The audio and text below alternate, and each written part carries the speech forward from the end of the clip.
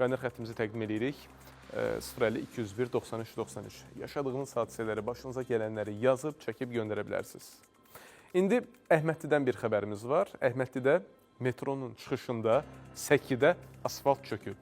Ərazidə dərhal işlərə başlanır, amma maraqlı olan o çökmənin səbəbidir. Baxın.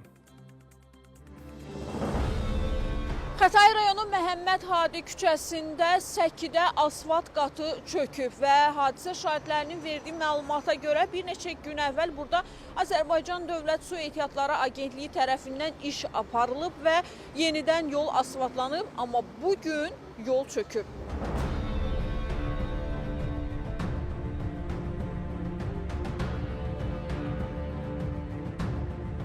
Yolun kənarında yerləşən obyekt sahibləri isə hər işə gələndə mağazalarının qarşısında böyük bir çuxurun yarandığını görüblər. Deyirlər ki, bir neçə gün əvvəl də sözgedən ərazidə Azərbaycan Dövlət Su Ehtiyatları Agentliyinin əməkdaşları iş aparırdı. Üstündən bir gün keçməmiş yol çöküb. Ərazi Azərbaycan Dövlət Su Ehtiyatları Agentliyinin texnika və canlı qüvvəsi cəlb edilərək yenidən işlərə başlanılıb. Bir 10 gün bundan əvvəl elədilər, düzəltdilər, yaxşı idi. Sonra yenə təzədən batdı da yanıb. Belə bərbad günə qaldı. Su sızmaları olur, belə hallar tez-tez olur. Şahid oluruq obyektlərin qabağında. Biz keçəndə, yəni burada yaşayırıq. Keçməyə mane olur, su sızır, üstümüz batır. Yəni, uşaqlar keçir, buradan yaşlılar keçir. Bugün səhər işə gəldiyim vaxtda gördüm ki, yolda çökmə baş veribdi. Bu 3-4 gündə əvvəl də var idi. Sağ olsun Azərbaycan işçiləri gəlib, yenə də həmin vaxtda dünən də gəldilər.